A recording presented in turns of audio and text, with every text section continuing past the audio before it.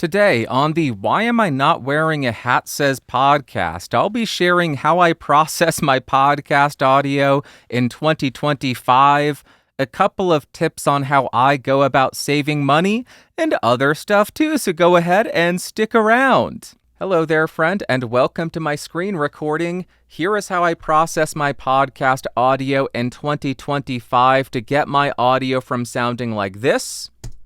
All right, here is a quick spoken word sample of the SM7B to sounding like this. All right, here is a quick spoken word sample of the SM7B. I will first provide you with big difference in loudness and a little bit of processing. Before I dive into the plugins, the first thing I want to point out, the most important step in getting good podcast audio is getting the audio as good as you possibly can before you hit record. Reduce the background noise, have good microphone technique, reduce plosives, try to select the right mic for your voice so there's not too much sibilance, not too many mouth clicky clackies. And once you do that, you should be okay releasing the audio unprocessed. And then when you start to process the audio, the goal should be to fix minor things and make the audio easier to listen to for that end consumer. It should not be to completely transform everything that you've done. It should be to make minor improvements and polish it, fine-tune it. Now let's dive into the plugins. All right, now I have them all shut off, and the first plugin in my processing chain is RX10 Mouth Declick. With a name like Mouth Declick, you know exactly what it's going to do. It's going to listen for mouth clicky clackies, the disgustingness, and attempt to remove it. This plugin can be very, very destructive, so I am quite subtle with it. I'll let you hear what it does, then I'll get super aggressive with it, and we'll go from there. This is how I have it set. All right, here is a quick spoken word sample of the SM7B. I will first provide you with the raw audio, and then the processed audio. So over a 10-second clip, it repaired 12 clicks. I'll go ahead and output clicks only so you can hear them. It's not doing too much. I could probably omit this completely with this microphone and it wouldn't make a difference, but I leave it on anyway. This is the clicks only at the settings that I use.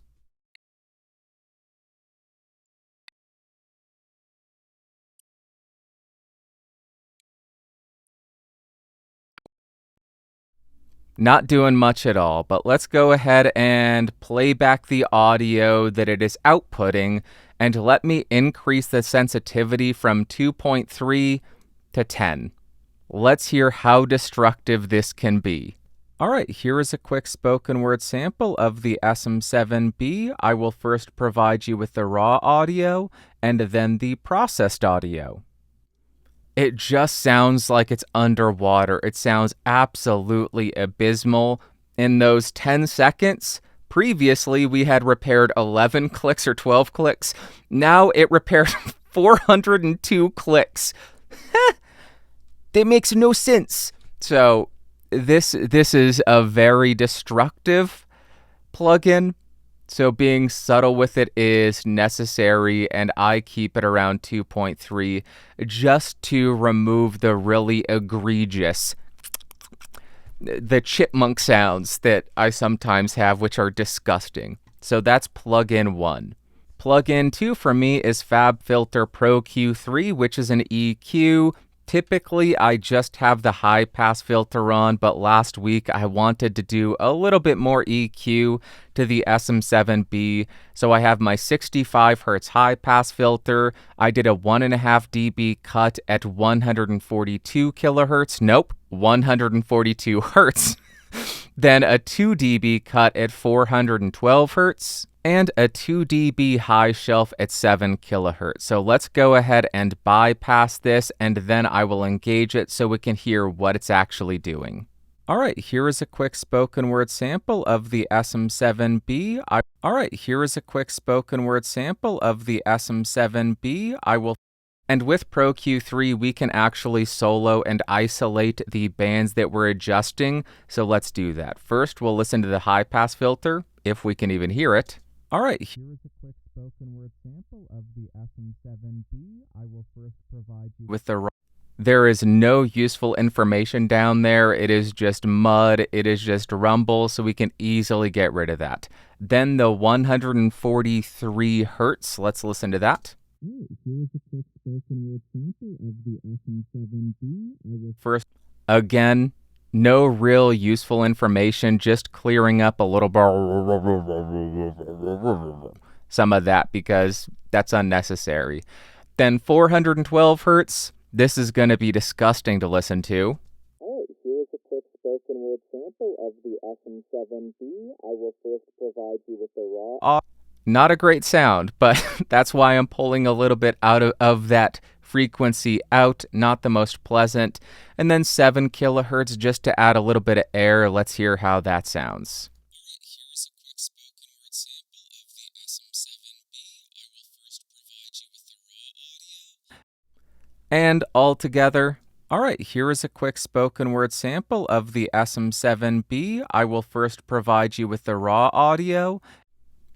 So it is just helping the sound out a little bit, reducing a little bit of the mud, adding a little bit of top end to open the microphone up a bit. But overall, I would say this is still a relatively gentle EQ. I know some people will add 5, 6, 7 dB shelves and cuts and all of that, but I just like making minor changes to the microphone because I still like the sound of this mic. So that is plugin 2. All right, plugin 3 is FabFilter Pro G, which is a gate. I don't use this as a brick wall gate or anything. I am not shutting off the audio completely when the noise floor is below the threshold. I just use it more of an expander, so once the audio gets below a threshold, then it attenuates the signal a couple of dB. So it's not doing much, but it does help a little bit in reducing that noise floor. Here's how it sounds with that plugin engaged. All right, here is a quick spoken word sample of the SM7B. I will first provide you with the raw audio and then the processed audio. All right, here is a quick spoken word. You're not going to hear much because I make sure that the audio is as good as it possibly can be before I hit record. When I'm recording the podcast, I shut off the air conditioner, I shut off fans, and I try to make that noise floor as low as possible so this doesn't have to do too much. Next, I have my compressor, which is the Universal Audio 1176AE. And I started with the transparent vocal preset, and then I just adjust the input and the output. I leave the ratio at 2:1, so it is not aggressive at all, and I'll just adjust the input to make sure I'm not getting too much compression. And here's how the audio sounds without the compressor and then with the compressor, and we're only getting at the most up to 3 decibels of gain reduction, which may be too much, but it is still pretty subtle. All right, here is a quick spoken word sample of the SM7B. I will first provide you with the raw audio and then the processed audio. All right, here is a quick spoken word sample of the SM7B. I will first provide you with the raw audio and then the processed audio. So it's really not doing too much, but we are getting compression. It is also adding a touch of level, and it is also imparting some color to the audio. So that is the second to last plugin on this chain, and the last plugin is a de-esser. And the plugin I use is FabFilter Pro DS. I started with the male wideband preset. I will typically just adjust the threshold to make sure we're not getting too aggressive with this because, again, this can be very destructive. It can develop a lisp even if you don't have one. I'll demo that. But here is how it sounds with the settings as I use them. All right, here is a quick spoken word sample of the SM7B. I will first provide you with the raw audio and then the processed audio. All right, here is a quick spoken word. So it's just taming those S's a little bit. I'll go ahead and audition this band so you can hear the frequencies that it's focusing on. All right, here is a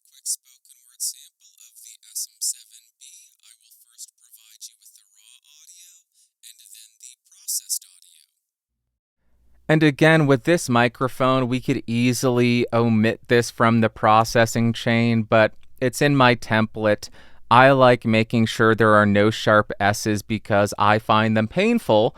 So I leave this on regardless of the microphone that I'm using. I just make sure the threshold is not too aggressive.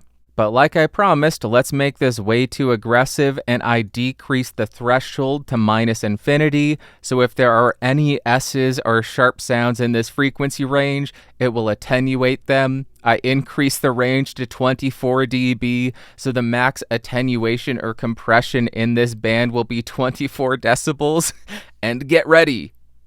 All right, here is a quick spoken word sample of the SM7B. I will first provide you with the raw audio and then the processed audio.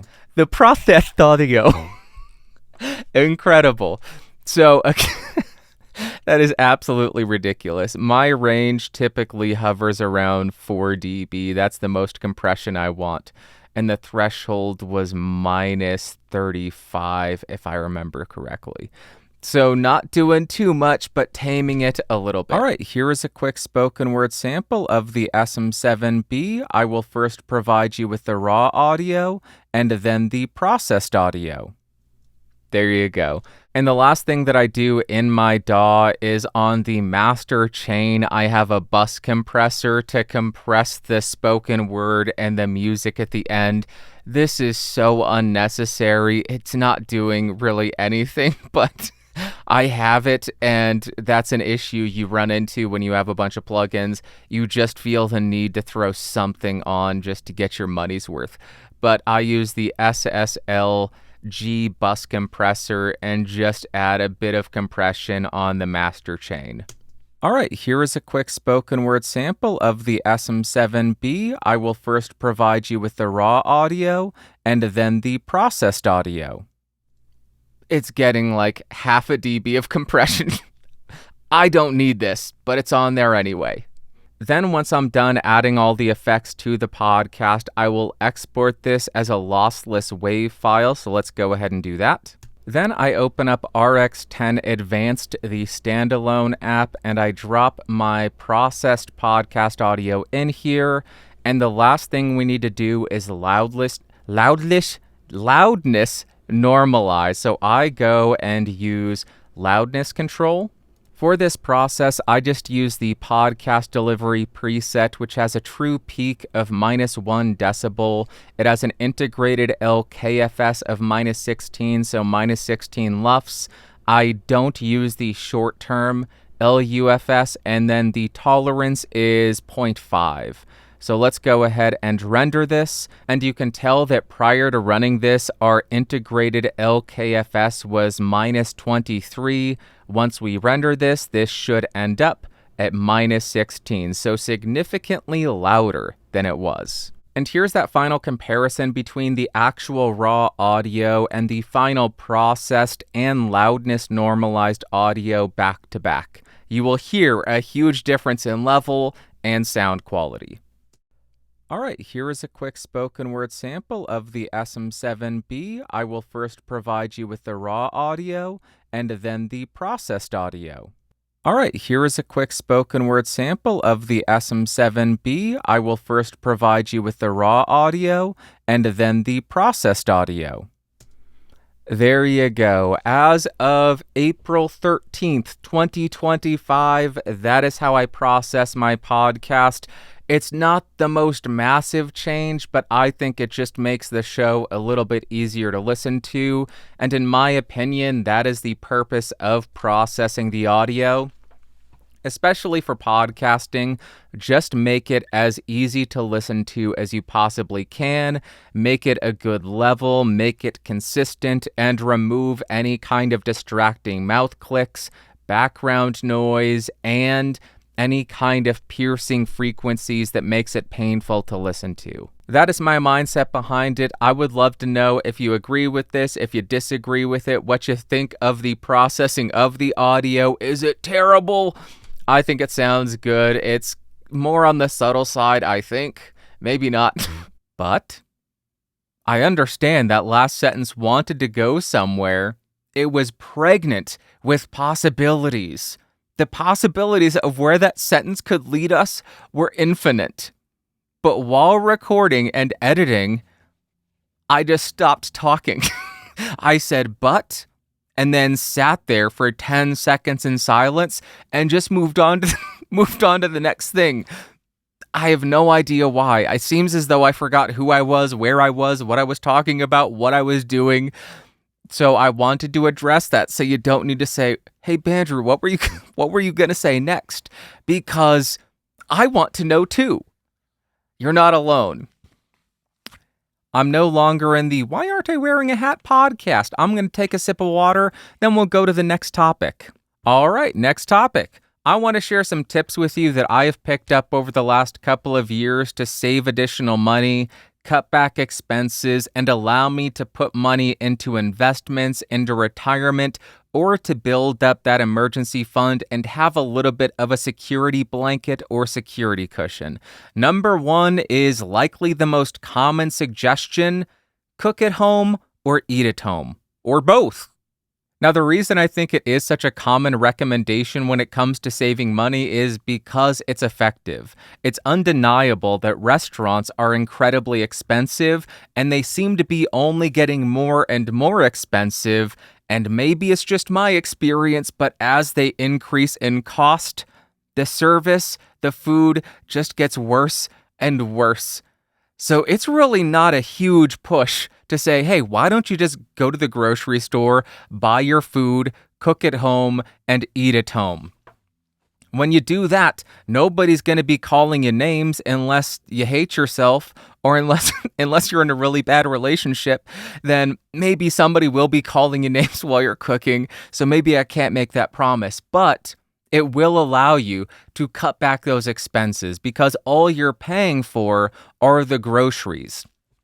When you go to a restaurant, you're still paying for the food, but then you have to pay the hourly wages of everybody, your server, the hostess, the cook. You're also covering some of that overhead, the electricity, the water, the insurance. You're paying the rent. And if you're going to some place that asks for a tip, which seems to be everything nowadays, from coffee shops to burger places to hot dog stands, they'll all flip the thing around and say, how much you want to leave? 20, 25, 50, your firstborn child? Add more money on top of that cost because most people aren't going to push 0% while looking dead in their eyes unless your name is Larry and you're a co-host on Planet Rage. Then maybe you'll do that, and I totally get it. But point being, going out to restaurants is insanely expensive. It does save you time, and if you're one of those people who earns $10,000 an hour, more power to you. Go save your money, save your time so you can earn $9,900. But for us plebs, we can't afford it. So my recommendation is the same as pretty much every single financial person out there who actually offers financial advice. Go to the grocery store, buy the ingredients, and make your meals at home.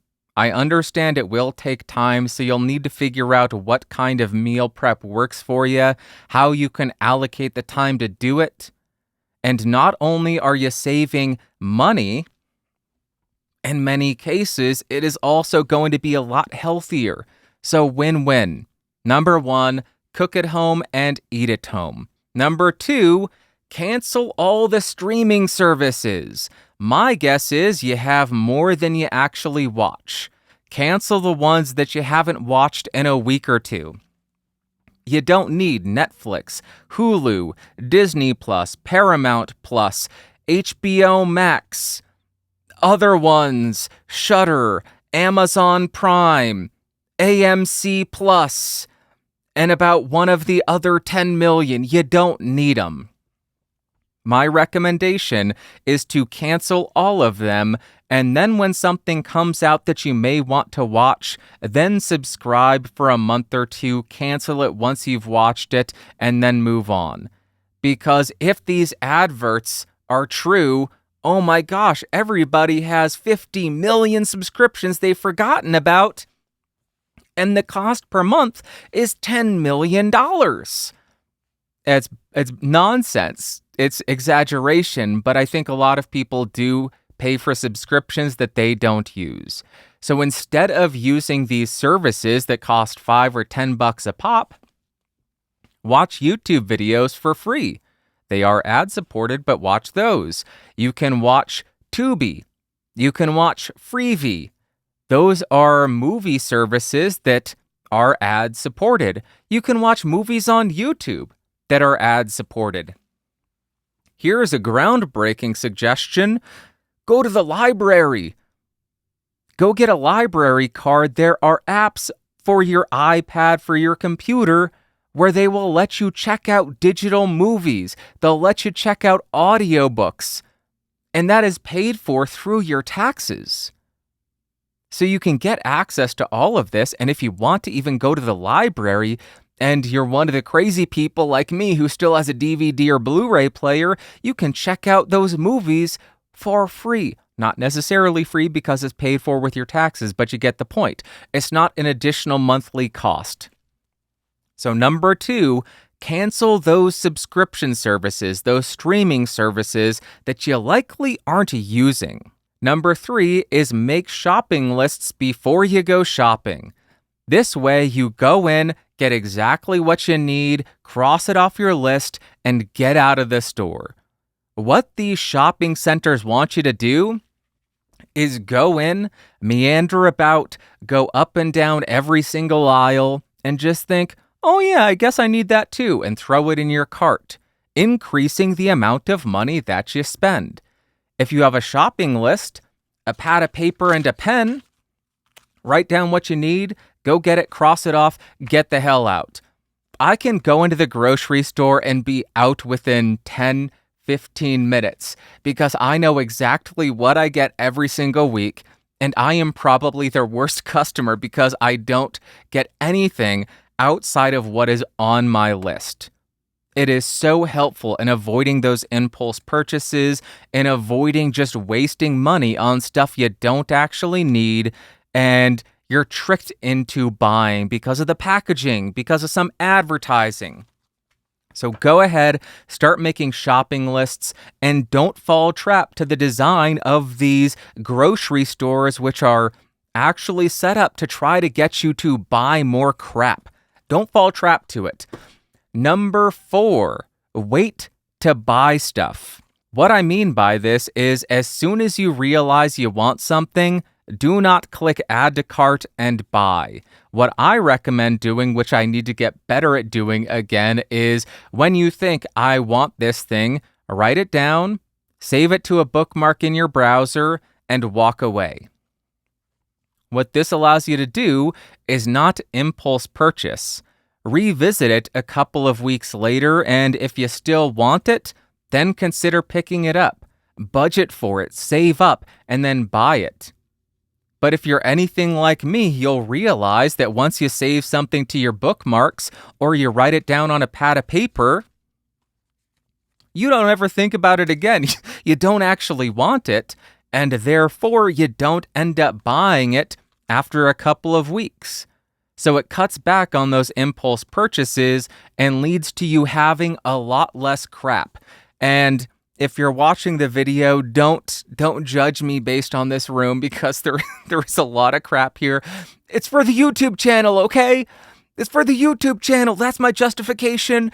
It's not that I fill the hole in my life with microphones and audio gear. Don't you put that on me. That's not me. No. So,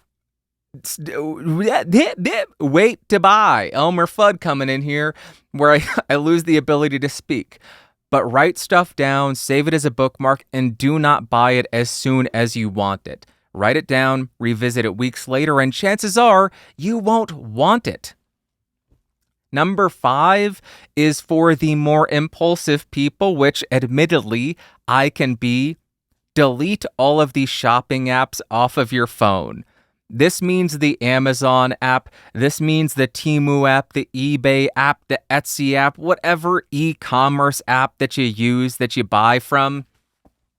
I would have Amazon on my phone, and I would be going through new releases and microphones and constantly looking for new stuff to buy.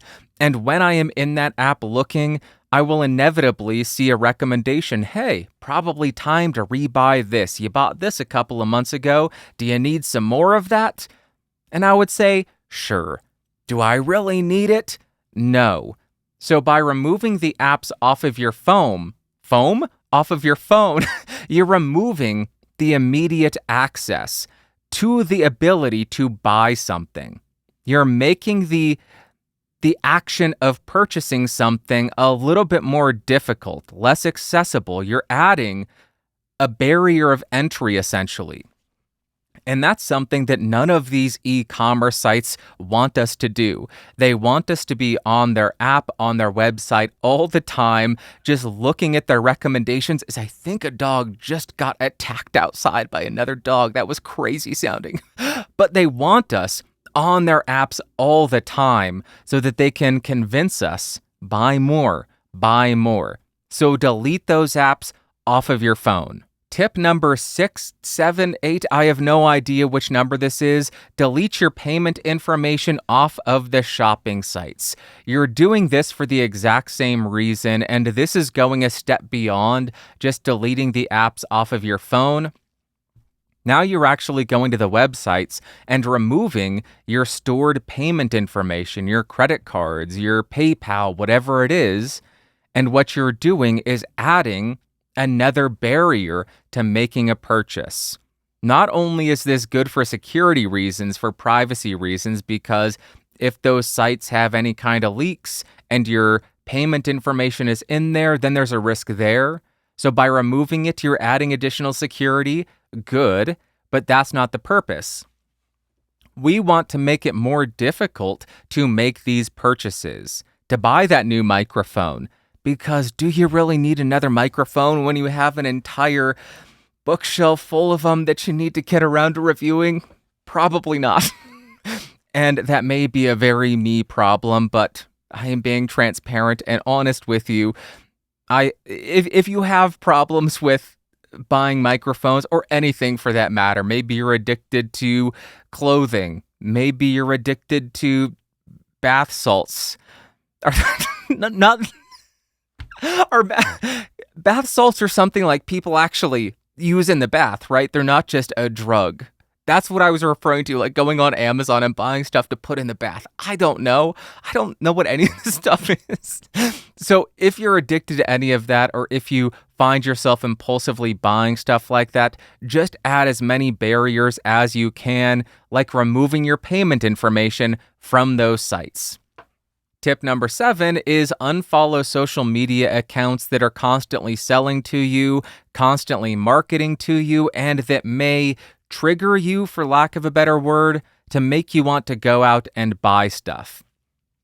I don't know if it's just something that I have noticed, but it seems like a lot of stuff online nowadays, a lot of content revolves around just buying stuff. Look at this new thing. You need to own it. This is the greatest phone ever. This is the greatest watch ever. This will change your life. People will like you. You will become successful and rich and famous and immortal. Maybe that's just what gets recommended to me. But I have had to unsubscribe. Erase it. I had to unsubscribe from a lot of everyday carry and watch channels because watching that content, consuming those videos regularly, made me think, you know what? I do need a new watch. That new watch will fill that void in my heart, in my soul, when I should just be going to church. That new everyday carry thing will solve all the problems and my life will go smoothly. No, it won't. No, it won't. It won't do any of that. So if you are finding that social media content, YouTube, Twitter, Instagram are contributing to you wanting to go out and buy more stuff, just unsubscribe from them. And I understand I may be shooting myself in the foot because I have a channel where I review microphones. That goes for me too. If watching my channel makes you want to overextend yourself and buy too many microphones, too much audio gear, unsubscribe, because that's not the purpose of the channel. The purpose of that channel is to create a library of content so that when you are looking to buy something, you can research it and have audio samples and understand how it works. It's not intended to be something that you watch every week and think, I do need that. I need that. I need that. I need that. It's not intended to be a shopping list. It's intended to be a resource, not a research. A resource for research. So even it goes for me too. If I am a trigger for you wanting to go out and spend too much money on audio gear, unsubscribe, because your financial well-being is 1,000,000 times more important than that view that I'm getting. Just stop it. Stop it. Be financially responsible. And the last tip is unsubscribe from every single marketing email that you get. These marketing emails are not only incredibly annoying, not only do they fill up your entire email so you can't find what you actually need, but sometimes they are actually effective. Sometimes they just work on you, they nag on you in the background, and eventually they break through. Getting an email every single day, hey, you're going to miss out on this big sale. Hey, you need this. You need this. Did you leave something behind in your cart? You didn't buy the microphone that you added.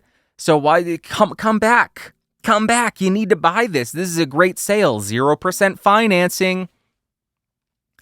Unsubscribe from every single one of those emails.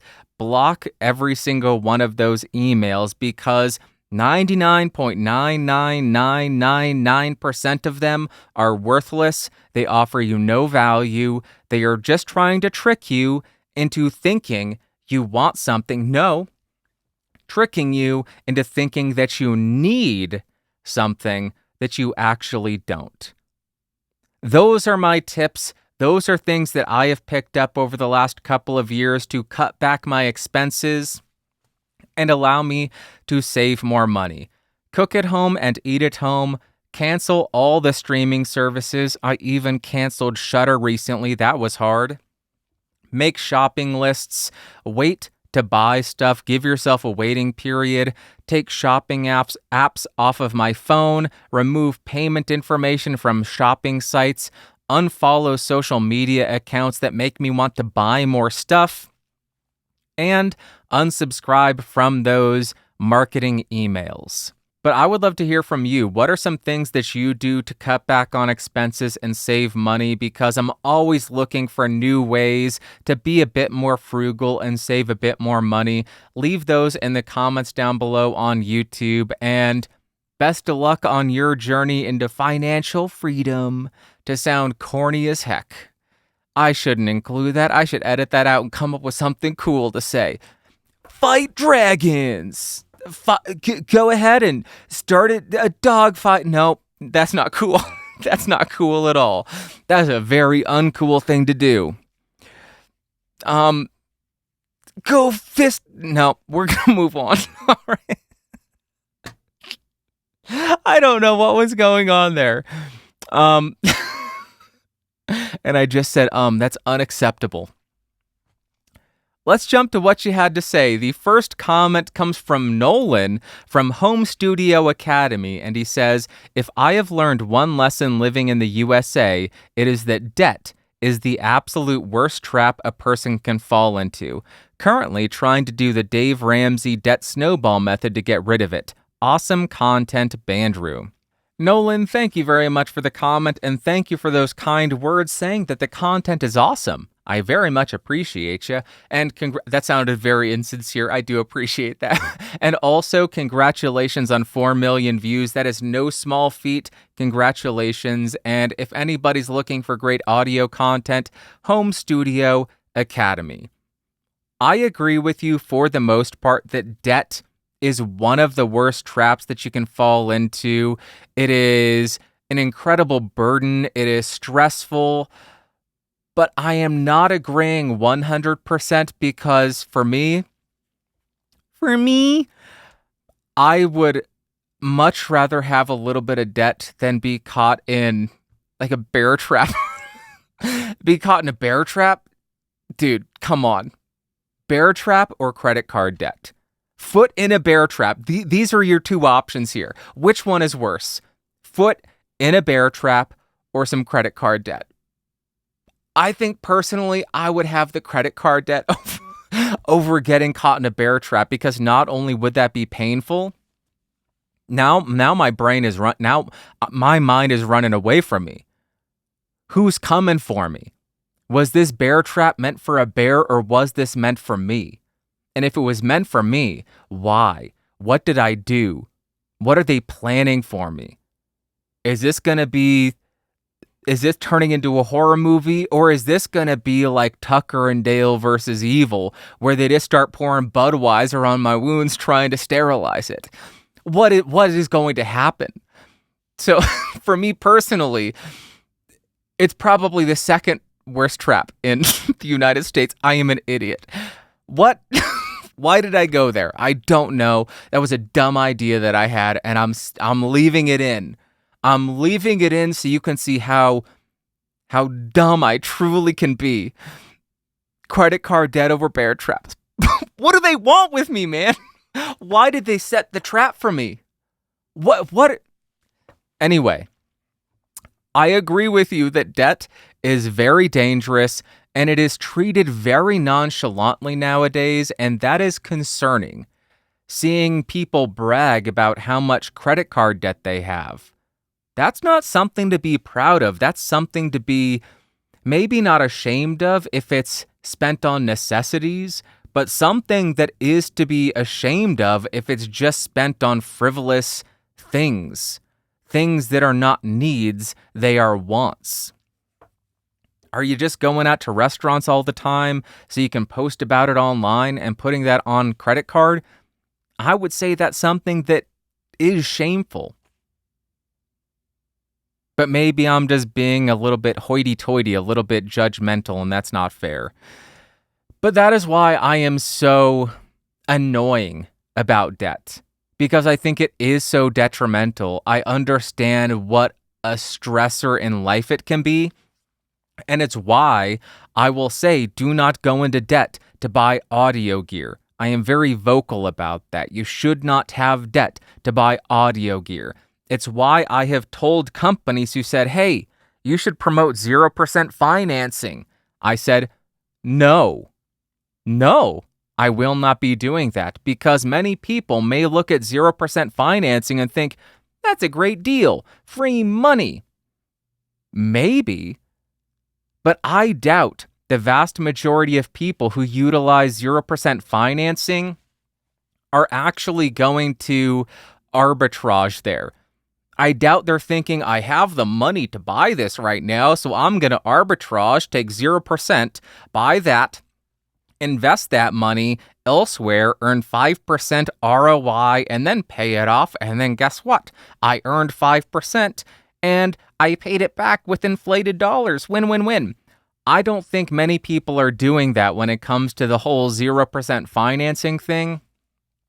I think that's just a way to trick people into overextending themselves, into buying something that they cannot afford now, that they are just going to struggle to pay back in the future. I think that's the real reason for all of this 0% financing. You don't have the money now? No problem. We'll lend it to you, because now we're getting revenue from you when you didn't have the money. I think it's very nefarious. So to conclude my rambling response to you, Nolan, I agree. Debt is an incredibly dangerous trap that a lot of people fall into, and a lot of people in the United States, I can't speak about anywhere else in the world because I haven't witnessed it, but in the United States, it's treated very nonchalantly, and that's disturbing. It's disturbing how little weight is given to how damaging and dangerous debt can be. Also, congratulations on the journey to becoming debt-free, doing the debt snowball. That is incredible. One recommendation to you: go buy a bottle of sparkling apple cider, store it in your fridge, and the moment you pay off that last piece of debt, crack open that bottle because my gosh, it is one of the best feelings ever. When you have debt, it's like having 100-pound cinder block just on your back, just weighing you down. And as soon as you take it off, oh my gosh, it is one of the best feelings. So Nolan, thank you very much for the comment, and I wish you the best of luck on that. Don't go into debt to buy audio gear. I'll be annoying till the day I die. That's undeniable. Next, we have a comment from Record216 Cleveland, and he says, I believe living with family to conserve finances shouldn't be seen as a burden, especially in the U.S., where there's a strong cultural push toward independence and doing everything on your own. That mindset isn't common in many parts of the world where multi-generational living is normal and even beneficial. In cultures across Latin America, Asia, Africa, and Europe, families often live together to support each other emotionally and financially. Historically, that has been the norm, and with the rising cost of living, maybe it's time we shift the stigma and rethink what success really looks like. I may be of this type of thinking because I'm African American and grew up in a very lower middle class family. Not exactly poor, but there were months when we were on that level. That background made me value practicality, resource sharing, and sticking together to make ends meet. Record216, thank you very much for the comment, and thank you for sharing your thoughts on this. I really do appreciate it. I understand finances can be very contentious, so I appreciate you being so charitable and kind in your response and in sharing your different perspective here. I want to clarify a little bit about what I was discussing last week. Last week, I talked about how I want to approach finances to ensure that I'm not a burden on the younger generation. What I want to clarify is I see no issue with the younger generation benefiting from the older. I see no issue with a child, with a niece, with a nephew living with the older generation so they can push off paying rent a bit longer, pay off some debt, save up for some financial goals, do whatever they need to do to get on their career path, and have the best opportunity to succeed. Because if somebody is kicked out on their rear end at 18 and they have no money, they have no job, they have nothing going for them, that's going to be very difficult and they're likely to fall on their rear end. So having that cushion, having that assistance from the older generation, I totally get. Last week, I was saying that I want to work to ensure that I am not a burden on the younger generation, and I stick by that. As an adult, I feel that I have the obligation to be as responsible as I can be. What that means, I don't get to go out and do every single thing that I want the moment that I want to do it. I don't get to go fly to Europe. I don't get to go buy that Rolex. I don't get the brand new Beamer. I don't get to go to the fancy restaurants every night. What I do get to do is live below my means. Put money into my 401k. Put money into an emergency fund. Make sure I have additional money available in case something comes up. Allocate funds for the things that I really find important, whether it be gifts for Christmas, whether it be visiting friends or family. Making sure that I'm responsible about that. All of these decisions, all of these actions are not to be, it's not necessarily because I find a bunch of joy in putting money away and saying, I won't see you for 30 years if you're still there at all. There's not much fun in that. I do it because I want to be able to ensure that if the younger generation needs help, that I am able to do it. If I were to ever have a kid, I would want to make sure that they are taken care of, that I would be able to help them if they needed help.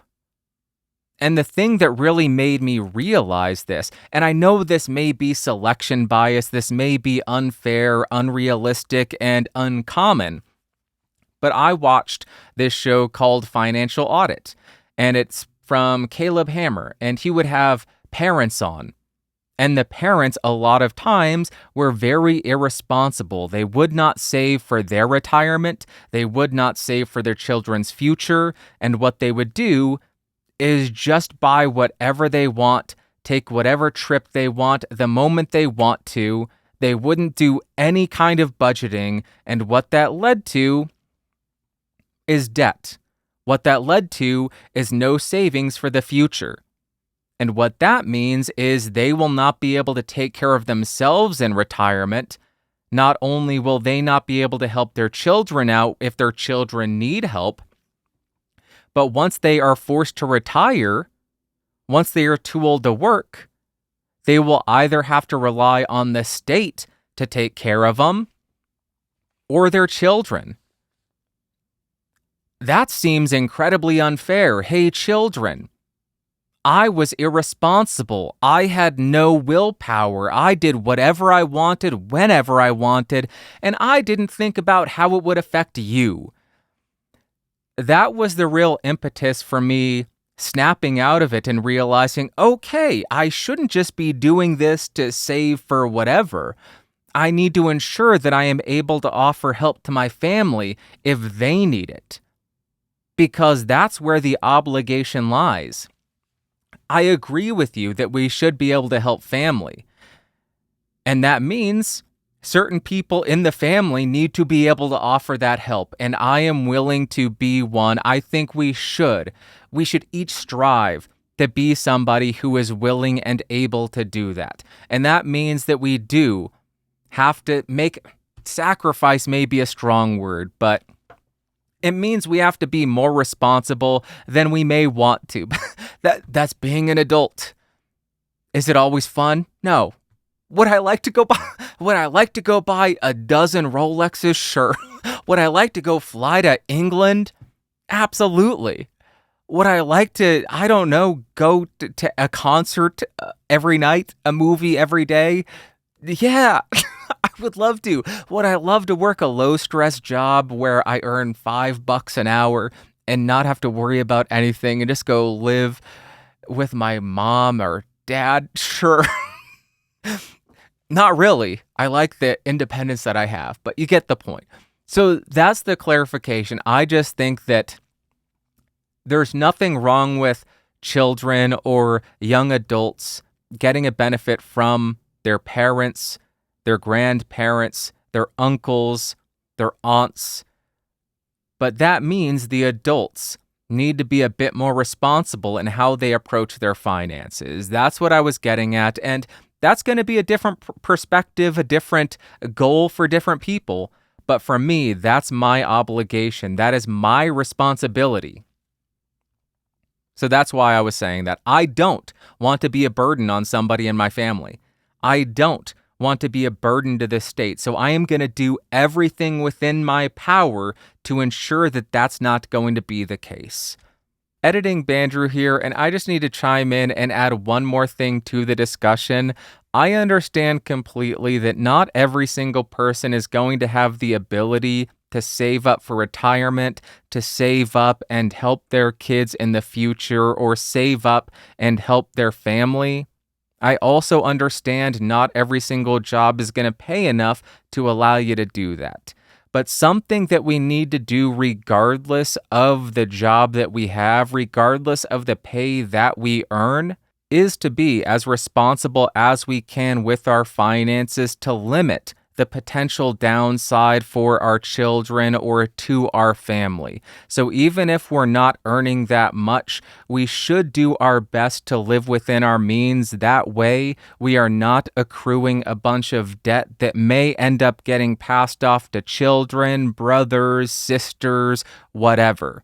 And I understand completely that some people will end up in debt, and it will be inevitable based on their income and the cost of their needs, whether it be housing, food, clean water, clothing, any of that. And I don't think there's anything to be ashamed of in that regard, but we should be working to improve our financial situation and also do our best to avoid financial pitfalls so that we don't become a burden in that regard for our children, family, whatever. I just wanted to add that in because I know not everybody is going to be in a position where they can save for a 401k, save for an emergency fund, save for helping family out. I get that completely, but regardless of that, I still think we have an obligation to be as financially responsible as we can, and that means living within our means to the best of our ability. I understand that may not be reasonable or possible for everybody, but that's what I am working towards. And I hope that clarified. I hope that didn't come across mean or anything. I really do appreciate the different perspective, and I think you're exactly right. Multi-generational housing seems like it could work. It could be very beneficial for a lot of people. And if I ever needed to let one of my family members live with me, rock and roll, more than happy to. Maybe not more than happy. You know what? Yes, more than happy to do it. That would be fun. That would be a ton of fun. All right, before I just put my foot in my mouth and agree to something that I haven't agreed to yet, let's move on. Thank you very much, Record216. I think I'm part of the problem that you're talking about. I am absolutely part of the problem. Thank you very much. Appreciate you. Next, we have a comment from EU_DHD, and they say, budget is everything. I support myself and my husband on a part-time job, paying for both of our student loans. By knowing what we need to compromise on and what we can spend on, it's much easier to look forward to that single chocolate bar at the end of the week. Also, your best advice to me that you left out of this video is to not buy something until you wanted it for X number of months.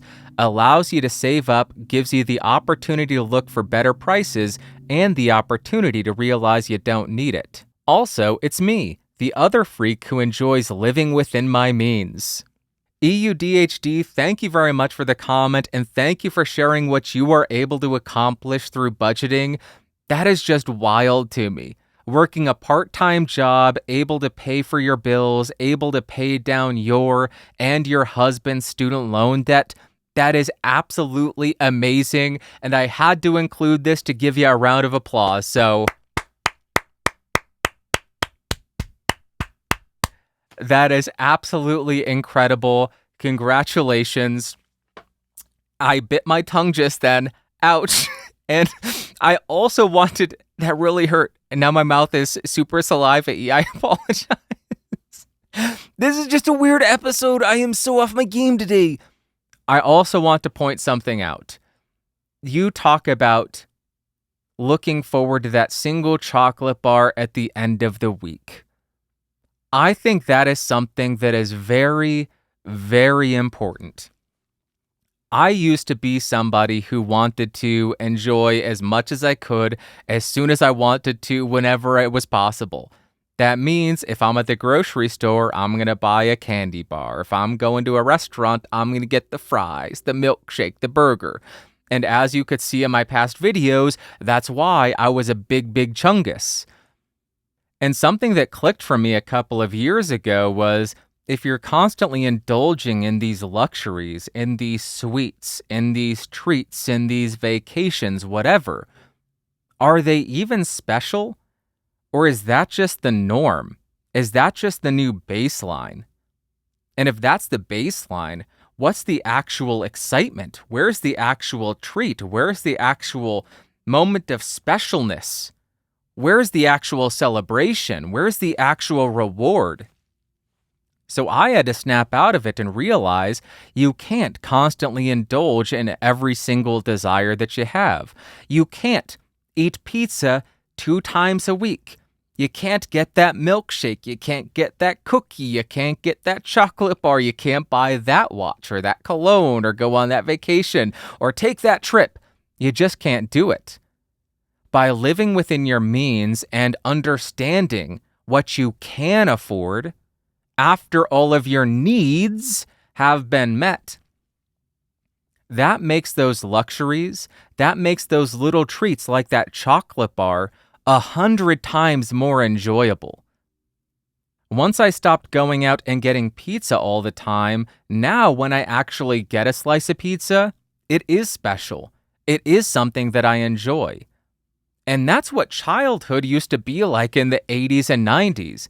You wouldn't just go out and get Taco Bell, McDonald's, Pizza Hut, Hungry Howie's, whatever, every single night. You wouldn't get that every single week. You'd go to the pizza parlor at the end of the soccer season. You got your trophy and a piece of pizza. Maybe somebody would have their birthday party there, and you'd get a slice of pizza. Maybe one night out of the year, you would order a pizza and watch a movie. That was it. It wasn't this constant flood of stimulation, overstimulation. Look at all the flavors, all the entertainment, nonstop. So I think that is an incredibly important trait that you point out, and something where I think a lot of us have needed to snap out of for a while, this overindulgence that we have become acclimated to. And I had to snap out of it a couple of years ago, and I needed to snap out of it hard. So I appreciate you pointing that out. That is an incredibly important sentence that you have there, because once you break out of that mindset of overindulgence, of sensory overload, now when you actually get that chocolate, it's gonna be amazing. Now when you actually get that pizza, it's gonna be amazing. Appreciate you, EUDHD. Thank you for allowing me to get on my soapbox, and congratulations on everything you can accomplish through budgeting. That is incredible. Next, we have a comment from Flood of Sins. They say, "You think if you drink coffee at home, the coffee is free? Did the coffee fairy come by to give it to you?" All right, I know this person is trolling, just trying to be difficult and trying to get a rise out of me, so good job. You got me to include your comment and respond on the podcast as well as in the comments. Wow, awesome. If this individual watched the podcast, which I know they did because they responded to it, 5 seconds later, I talk about, okay, we remove our budget for coffee shops. We remove our budget for eating out at restaurants. And to account for the additional food and coffee we need to purchase at the grocery store, we increase the grocery budget. But the increase is less than the decrease from eating out and going to coffee shops. So we are still getting a net benefit from eating at home and making coffee at home. Amazing how that works. But good job. You got me to respond to your comment. It's important to think about this stuff, though. That is important. If you are cutting out something like eating out at restaurants or going to coffee shops, you need to account for that additional expense of buying coffee and additional food in your grocery budget. So think through these things when you're developing your budget. How are you going to pull back certain expenses? And how will the reduction in those expenses impact the other expenses that you have? So although I think this person was trolling, I think it allowed me to make a good point or offer some advice. Thank you, I guess. All right. We are now jumping to the value for value section because this is a V for V podcast. That means no ads, no paywall. I put the show out there. If you get value, I ask you return that in whatever way you are able. Time, talent, or treasure. Send in some financial support. Keep it ad-free. Share the show with a friend if you don't want to support it financially. That really is the best way to support the show, because long-form show, multiple topics, it does terrible in the algorithm. Word of mouth is the best way to help out. So thank you very much. We're going to talk about the financial support. And first up, we have incredibly handsome, aka Enrique Couto, with $2 and he says, "Great episode. Basic budgeting is so important. I sincerely credit over half my ability to make a living in show business to having the most basic understanding of money. Now please become a church so I can deduct this super chat from my taxes." Enrique, thank you very much for the $2. I really do appreciate the support. As far as becoming a church, I don't see that happening, but I am wondering if you contributing $2 and me promoting your channel at Incredibly Handsome, where you do the Do You Even Movie podcast, a great podcast about movies with a psychopath as his co-host who is, be careful, if I am promoting that, would that not be part of the promotional budget? Talk to an accountant. Maybe it would fall under that, but I have no idea. But the likelihood of me becoming a church? Not likely.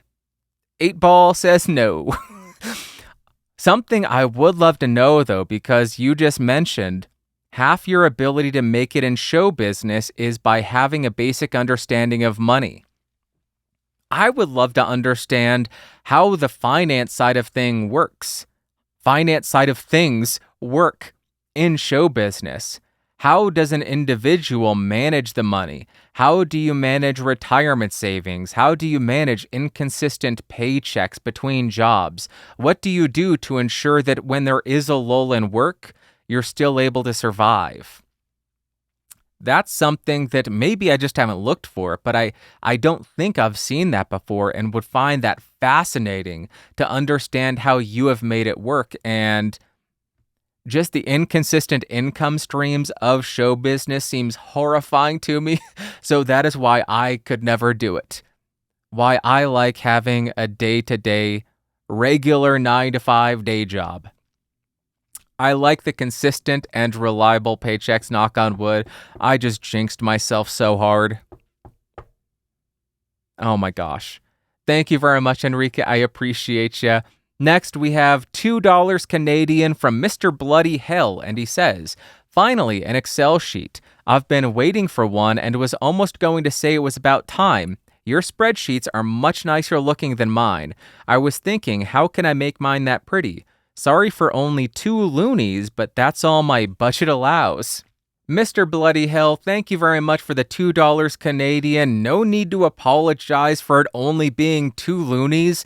2 loonies is incredibly generous. That is incredibly generous of you, so thank you very much. I am glad that you are looking forward to an Excel sheet heavy podcast episode. You are one of my weirdo people, and I accept you. Amazing.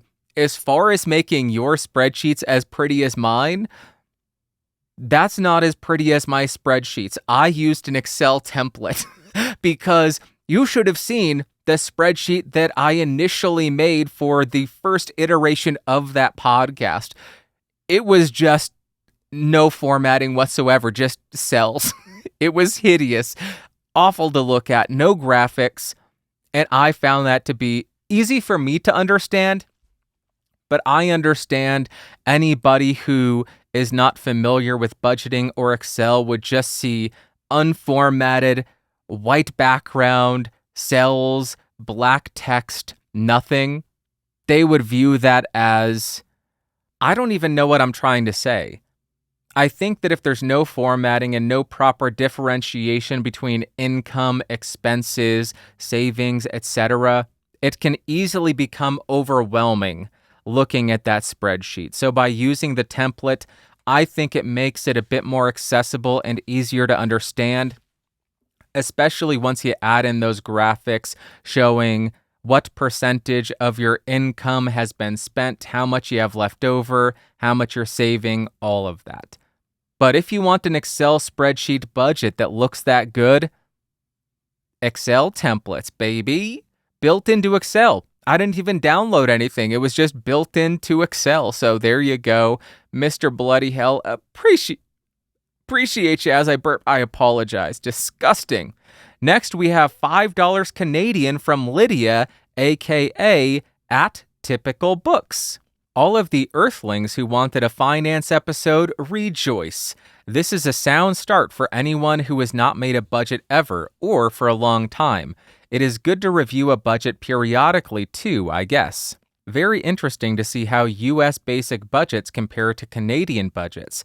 Not really a lot of difference anymore, to be honest.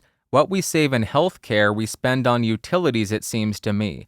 Thank you for this very good episode. Lydia, thank you very much for the $5 Canadian. I really do appreciate it.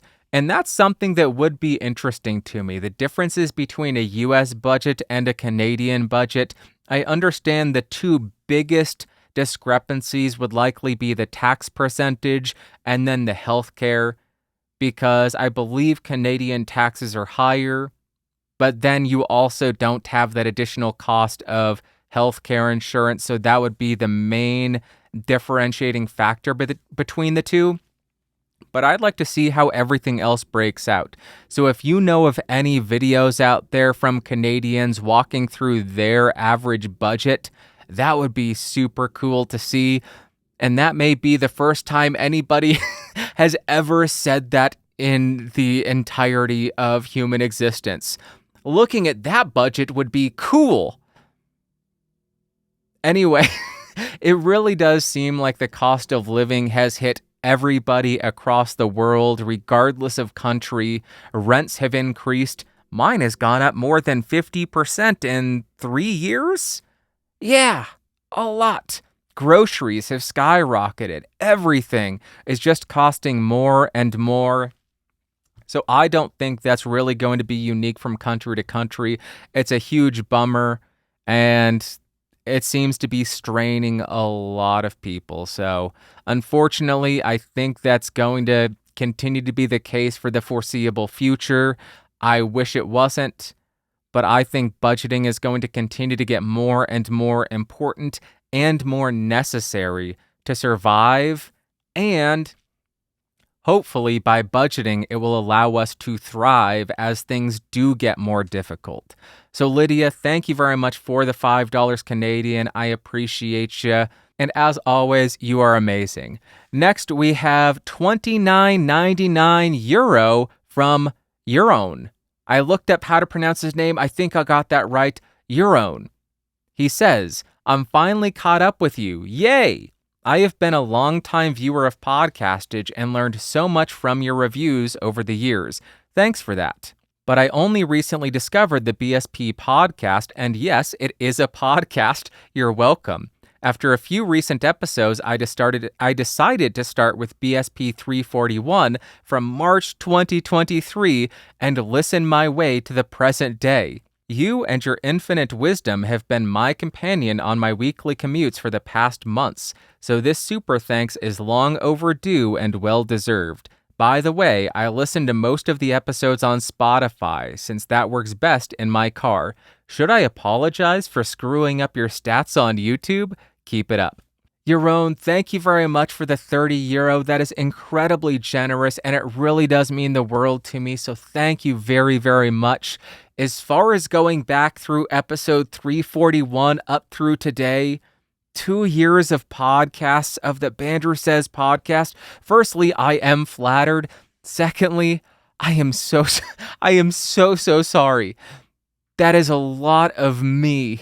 That is a lot of Bandrew, a lot of tangents, a lot of rambling, a lot of madness. I am flattered and I appreciate that. That is so kind of you. And the fact that you still have your sanity, that you are still able to type, that's a testament to your willpower, your strength of mind. So I applaud you. Thank you so much, Euron. Appreciate you. I do want to address your question because I found it interesting. You asked, you listen on Spotify, so should you apologize because that would screw up stats on YouTube? The one-word answer is no. You do not need to apologize for listening on Spotify. My advice for anybody is listen or watch wherever is most convenient for you. How would this affect the podcast's performance, though? I wanted to explore that. So first off, monetarily, there is zero impact listening on Spotify, listening on Apple Podcasts, listening on Overcast, or watching on YouTube. Because on YouTube, there are no advertisements. This is an ad-free show thanks to the V4V support from people like you. So no monetary impact there. As far as views, yes, there may be fewer views on YouTube. There may be fewer or lower watch hours on YouTube, and that may impact the distribution and promotion to potential new viewers, new audience members, I think that's pretty minuscule though, especially considering this show has such a low click-through rate. It's a long-form podcast that covers multiple topics, and they are typically very niche, very nerdy topics. It doesn't appeal to a wide audience. So even if it does get a lot of impressions and a certain episode does well and it pushes it to new people, that doesn't typically lead to a huge influx of subscribers on YouTube. It doesn't lead to future episodes doing exceedingly well or worse. So I don't think it has any direct impact there. But there is one big difference between YouTube and Spotify, Apple Podcasts, any podcatcher. On YouTube, you can subscribe to a channel, but you're not necessarily going to be notified of every single upload. You may not get recommended every single upload, so you may end up missing podcasts. You may end up missing episodes. Perfect example of this last week, my episode didn't come out until Monday night or Tuesday morning. I don't remember. Yet, I don't think a lot of people were notified because it did so poorly. Or maybe the topic is just as awful as I thought it was going to be. I loved talking about it, but budgeting, finance, all of that is not something that appeals to a lot of people out there. So maybe that's the contributing factor to the low reviews. But because it came out a separate day, people didn't know to go look for it. And they may not have received that notification, so perhaps they missed the episode. On Apple Music, on Spotify, on Overcast, on Apple Podcast rather, you will get the episode downloaded. It will show up in your queue. You know exactly where it is and when it comes out. So that is the real benefit of these podcatchers, of the audio only. I do owe you an apology, though, because I have, the last 3 months, I think it is, I changed the encoding quality of the podcast to meet the limited bandwidth capacity of my tier on Libsyn. It doesn't sound good. It shouldn't have a negative impact because I was 128 kilobits per second before. That was stereo. Now I'm 64 mono. But somehow, it just sounds so much worse. It is awful. So I need to figure out what's going on there and try to address it because it just does not sound good. It sounds so compressed. Just not great. But there you go. I don't think an apology is necessary. You should just enjoy the podcast, whether it be audio or video, wherever you can get it and wherever is most convenient for you. That's going to wrap up this week's episode. I think this was longer than usual, but there you go. How I process podcasts, how I save money, and then a bunch of talk about budgeting. Yahoo! All right. Thank you for coming by. I know you could do anything with your time. There are a million things vying for your attention. So the fact you choose to spend any amount of time watching or listening to this is amazing to me, and I appreciate you. I hope you have an amazing Sunday, Monday, Tuesday, Wednesday, Thursday, Friday, Saturday. Next Sunday, I will be back talking at you, with you, about you. I love you. Bye-bye. Whoa, whoa. Boop.